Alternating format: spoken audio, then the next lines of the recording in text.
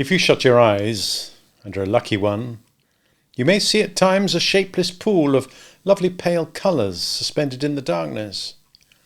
Then if you squeeze your eyes tighter, the pool begins to take shape, and the colours become so vivid that with another squeeze they must go on fire.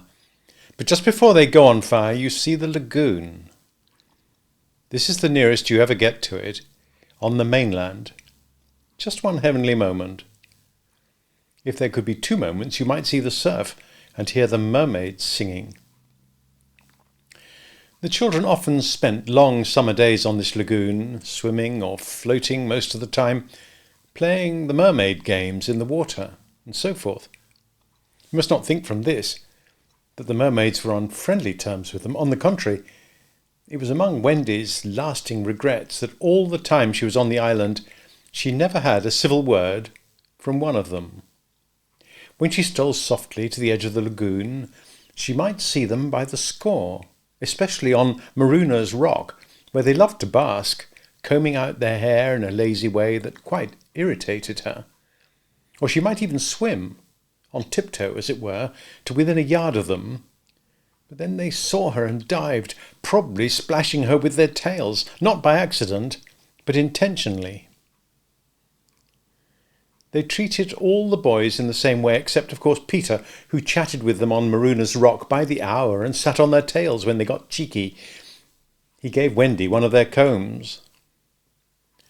The most haunting time at which to see them is at the turn of the moon, when they utter strange wailing cries. But the lagoon is dangerous for mortals then, and until the evening of which we have now to tell, Wendy had never seen the lagoon by moonlight, less from fear, for of course Peter would have accompanied her, than because she had strict rules about everyone being in bed by 7. She was often at the lagoon. However, on sunny days after rain, when the mermaids come up in extraordinary numbers to play with their bubbles, the bubbles of many colours, made in rainbow water, they treat as balls, hitting them gaily from one to another with their tails, trying to keep them in the rainbow till they burst. The goals are at each end of the rainbow, and the keepers only are allowed to use their hands. Sometimes hundreds of mermaids will be playing in the lagoon at a time, and it's quite a pretty sight. But the moment the children tried to join in, they had to play by themselves, for the mermaids immediately disappeared. Nevertheless, we have proof that they secretly watched the interlopers, and were not above taking an idea from them, for John introduced a new way of hitting the bubble, with the head instead of the hand, and the mermaid goalkeepers adopted it. This is the one mark that John has left on Neverland. It must also have been rather pretty to see the children resting on a rock for half an hour after their midday meal. Wendy insisted on their doing this, and it had to be a real rest, even though the meal was make-believe. So they lay there in the sun, and their bodies glistened in it while she sat beside them and looked important. It was one such day, and they were all on Maruna's Rock. The rock was not much larger than their great bed, but of course they all knew how not to take up much room, and they were dozing, or at least lying with their eyes shut, and pinching occasionally when they thought Wendy was not looking. She was very busy stitching. And while she stitched, a change came to the lagoon. Little shivers ran over it, and the sun went away, and shadows stole across the water, turning it cold. Wendy could no longer see to thread her needle, and when she looked up, the lagoon that had always hitherto been such a laughing place seemed formidable and unfriendly. It was not, she knew, that night had come, but something as dark as night had come. No worse than that, it had not come, but it had sent that shiver through the sea to say that it was coming. What was it? There crowded upon her all the stories she'd been told of Maruna's Rock, so called because evil captains put sailors on it and leave them there to drown. They drown when the tide rises, for then it is submerged. Of course, she should have roused the children at once, not merely because of the unknown that was stalking towards them, but because it was no longer good for them to sleep on a rock grown chilly. But she was a young mother, and she did not know this. she thought you simply must stick to your rule about half an hour after the midday meal. So, though fear was upon her and she longed to hear male voices, she would not waken them.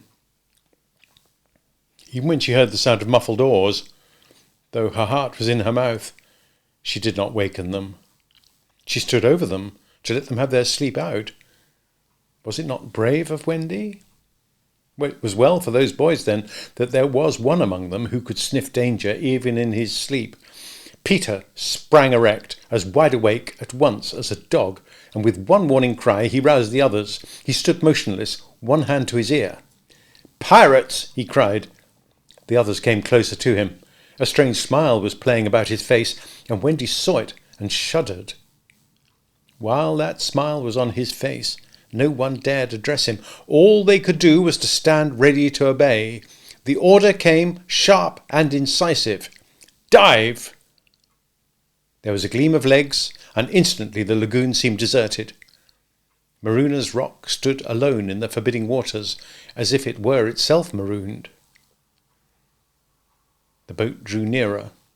It was the pirate dinghy, with 3 figures in her, Smee and Starkey, and the third a captive, no other than Tiger Lily. Her hands and ankles were tied, and she knew what was to be her fate. She was to be left on the rock to perish, an end to one of her race more terrible than death by fire or torture. For is it not written in the book of the tribe that there is no path through water to the happy hunting ground? Yet her face was impassive. She was the daughter of a chief. She must die as a chief's daughter. It is enough. They had caught her boarding the pirate ship with a knife in her mouth. No watch was kept on the ship, it being Hook's boast that the wind of his name guarded the ship for a mile around. Now her fate would help to guard it also. One more whale will go the round in that wind by night. In the gloom that they brought with them, the 2 pirates did not see the rock until they crashed into it. "Luff, you robber!" cried an Irish voice that was Smee's. "Here's the rock. Now then, what have we to do is to hoist the redskin onto it and leave her there to drown." It was the work of one brutal moment to land the beautiful girl on the rock. She was too proud to offer resistance. Quite near the rock, but out of sight, 2 heads were bobbing up and down, Peter's and Wendy's. Wendy was crying, for it was the first tragedy she had seen. Peter had seen many tragedies, but he had forgotten them all. He was less sorry than Wendy for Tiger Lily. It was 2 against 1 that angered him, and he meant to save her. An easy way would have been to wait until the pirates had gone, but he was never one to choose the easy way. There was almost nothing he could not do, and he now imitated the voice of Hook. "Ahoy there, you lubbers!" he called. It was a marvellous imitation. "Oh, the captain!" said the pirates, staring at each other in surprise. "He must be swimming out to us," Starkey said, when they'd looked for him in vain. "We're putting the redskin on the rock," Smee called out. "Set her free," came the astonishing answer. "Free?" "Yes, cut her bonds and let her go." "But, Captain—" "At once, do you hear?" cried Peter, "or I'll plunge my hook in you." "This is queer," Smee gasped. "Better do what the captain orders," said Starkey nervously. "Aye, aye," Smee said, and he cut Tiger Lily's cords. At once, like an eel, she slid between Starkey's legs into the water. Of course, Wendy was very elated over Peter's cleverness, but she knew that he would be elated also, and very likely crow, and thus betray himself, so at once her hand went out to cover his mouth. But it was stayed, even in the act, for "Boat ahoy!" rang over the lagoon in Hook's voice, and this time it was not Peter who had spoken. Peter may have been about to crow, but his face puckered in a whistle of surprise instead. "Boat ahoy!" again came the cry. Now Wendy understood. The real Hook was also in the water. He was swimming to the boat. And as his men showed a light to guide him, he had soon reached them. In the light of the lantern, Wendy saw his hook grip the boat's side. She saw his evil, swarthy face as he rose, dripping from the water, and quaking, she would have liked to swim away. But Peter would not budge. He was tingling with life, and also top-heavy with conceit. "Am I not a wonder? Oh, I am a wonder," he whispered to her. And though she thought so also, she was really glad, for the sake of his reputation, that no one heard him, except herself. He signed to her to listen. The two pirates were very curious to know what had brought their captain to them, but he sat with his head on his hook in a position of profound melancholy. "Captain, is all well?" they asked timidly, but he answered with a hollow moan. "Oh." "He sighs," said Smee. "He sighs again," said Starkey. "And yet a third time he sighs," said Smee. "What's up, Captain?" Then at last he spoke passionately. "The game's up," he cried. "Those boys have found a mother." Affrighted though she was, Wendy swelled with pride. "Oh, evil day!" cried Starkey. "What's a mother?" asked ignorant Smee. Wendy was so shocked that she exclaimed, "He doesn't know!" And always after this, she felt that if you could have a pet pirate, Smee would be her one. Peter pulled her beneath the water, for Hook had started up, crying, "What was that?" "I heard nothing," said Starkey, raising the lantern over the waters, and as the pirates looked, they saw a strange sight. It was the nest I've told you of, floating on the lagoon, and the Neverbird was sitting on it. "See," said Hook in answer to Smee's question, "that is a mother. What a lesson! The nest must have fallen into the water, but would the mother desert her eggs? No." There was a break in his voice, as if for a moment he recalled innocent days when... But he brushed away this weakness with his hook. Smee, much impressed, gazed at the bird as the nest was borne past.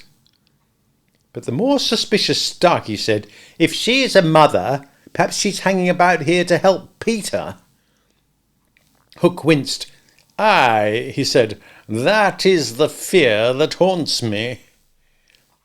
He was roused from this dejection by Smee's eager voice. "Captain," said Smee, "could we not kidnap these boys' mother and make her our mother?" "That is a princely scheme," cried Hook, and at once it took practical shape in his great brain. "We will seize the children and carry them to the boat. The boys we will make walk the plank, and Wendy shall be our mother." Again Wendy forgot herself. "Never!" she cried, and bobbed. "What was that?" But they could see nothing. They thought it must have been but a leaf in the wind. "Do you agree, my bullies?" asked Hook. "There's my hand on it," they both said. "And there is my hook. Swear." They all swore. By this time they were on the rock, and suddenly Hook remembered Tiger Lily. "Where is the redskin?" he demanded abruptly. He had a playful humour at moments, and they thought this was one of his moments. "That's all right, Captain," Smee answered complacently. "We let her go." "Let her go?" cried Hook. "'Twas your own orders," the boatswain faltered. "You called over the water to us to let her go," said Starkey. "Brimstone and gall!" thundered Hook. "What cozening is here?" His face had gone black with rage, but he saw that they believed their words, and he was startled. "Lads," he said, shaking a little, "I gave no such order." "It's passing queer," Smee said, and they all fidgeted uncomfortably. Hook raised his voice, but there was a quiver in it. "Spirit that haunts this dark lagoon tonight," he cried, "dost hear me?" Of course, Peter should have kept quiet, but of course he did not. He immediately answered, in Hook's voice, "Odds, bobs, hammer and tongs, I hear you." In that supreme moment, Hook did not blanch even at the gills, but Smee and Starkey clung to each other in terror. "Who are you, stranger? Speak," Hook demanded. am James Hook, replied the voice, Captain of the Jolly Roger. You are not, Hook cried hoarsely. Brimstone and gall, the voice retorted. Say that again and I'll cast anchor in you. Hook tried a more ingratiating manner. If you are Hook, he said, almost humbly, come tell me, who am I? A codfish, replied the voice. Only a codfish. A codfish? Hook echoed blankly, and it was then, but not till then, that his proud spirit broke. He saw his men draw back from him. Have we all been captain all this time by a codfish? They muttered. It is lowering to our pride. They were his dogs, snapping at him. But, tragic figure though he had become, he scarcely heeded them. Against such fearful evidence, it was not their belief in him that he needed, it was his own. He felt his ego slipping from him. Don't desert me, bully, he whispered hoarsely to it. In his dark nature there was a touch of the feminine, as in all the great pirates, and it sometimes gave him intuitions. Suddenly he tried the guessing game. Hook, he called, have you another voice? Now Peter could never resist a game, and he answered blithely in his own voice, I have. And another name? Aye. Vegetable? asked Hook. No. Mineral? No. Animal? Yes. Man? No. This answer rang out scornfully. Boy? Yes. Ordinary boy? No. Wonderful boy? To end his pain, the answer that rang out this time was, yes. Are you in England? No. Are you here? Yes. Hook was completely puzzled. You ask him some questions, he said to the others, wiping his damp brow, and Smee reflected. I can't think of a thing to ask, he said regretfully. Can't guess, crowed Peter. Do you give it up? Of course, in his pride he was carrying the game too far, and the miscreants saw their chance. Yes, they answered eagerly. Well then, he cried, I'm Peter Pan. Pan! In a moment, Hook was himself again, and Smee and Starkey were his faithful henchmen. Now we have him, Hook shouted. Into the water, Smee! Starkey, mind the boat! Take him, dead or alive! He leapt as he spoke, and simultaneously came the gay voice of Peter. Are you ready, boys? Aye, from various parts of the lagoon. Then lam into the pirates! The fight was short and sharp. First to draw blood was John, who gallantly climbed into the boat and held Starkey. There was a fierce struggle in which the cutlass was torn from the pirate's grasp. He wriggled overboard, and John leapt after him. The dinghy drifted away. Here and there a head bobbed up in the water, and there was a flash of steel followed by a cry or a whoop. In the confusion, some struck at their own side. The corkscrew of Smee got Tootles in the fourth rib, but he was himself pinked in turn by Curly. Further from the rock, Starkey was pressing slightly and the twins hard. Where all this time was Peter? He was seeking bigger game. The others were all brave boys, and they must not be blamed for backing from the pirate captain. His iron claw made a circle of dead water round him, from which they fled like affrighted fishes. But there was one who did not fear him. There was one prepared to enter that circle. Strangely, it was not in the water that they met. Hook rose to the rock to breathe, and at the same moment Peter scaled it on the opposite side. The rock was slippery as a ball, and they had to crawl rather than climb. Neither knew that the other was coming. Each, feeling for a grip, met the other's arm. In surprise, they raised their heads. Their faces were almost touching. So they met. Some of the greatest heroes have confessed that just before they fell to, they had a sinking. Had it been so with Peter at that moment, I would admit it. After all, this was the only man that the sea cook had feared.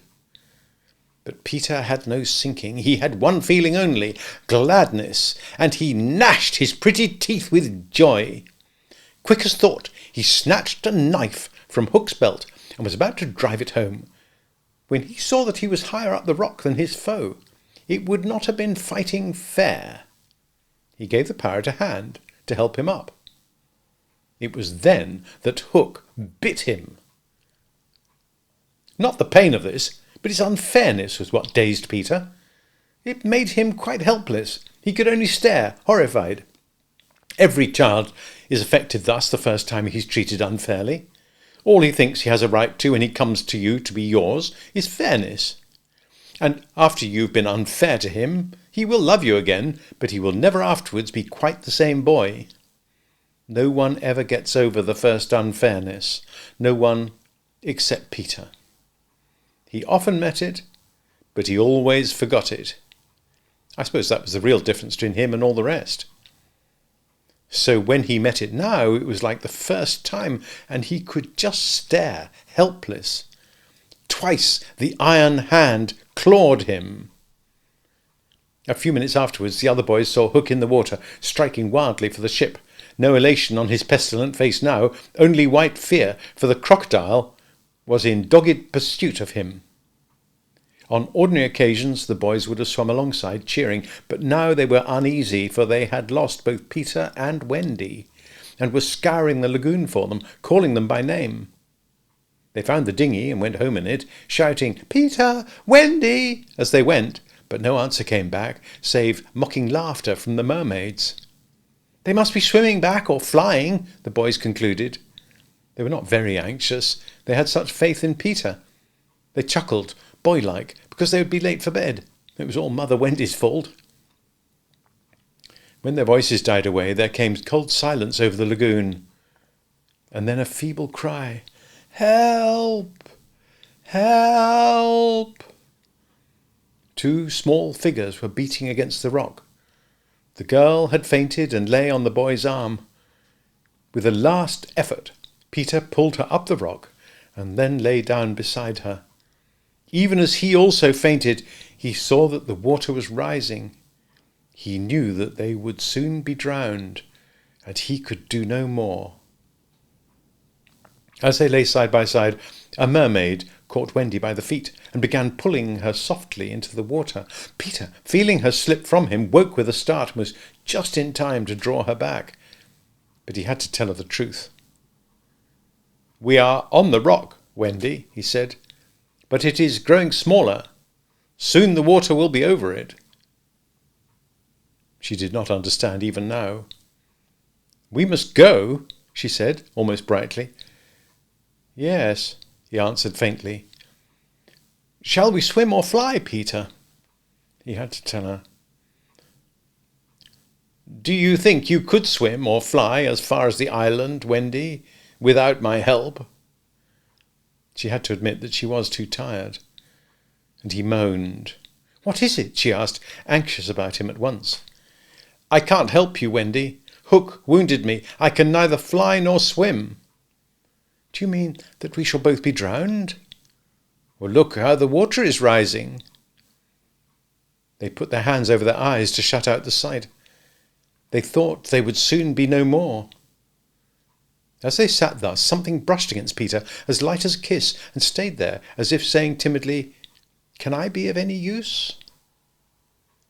It was the tail of a kite, which Michael had made some days before. It had torn itself out of his hand and floated away. "Michael's kite," Peter said without interest, but the next moment he'd seized the tail and was pulling the kite toward him. "It lifted Michael off the ground," he cried. "Why should it not carry you?" "Both of us." "Oh, it can't lift two. Michael and Curly tried." "Let's draw lots," Wendy said bravely. "And you a lady? Never." Already he had tied the tail around her.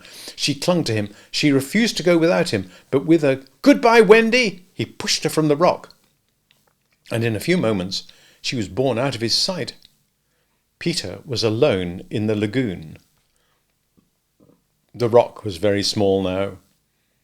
Soon it would be submerged.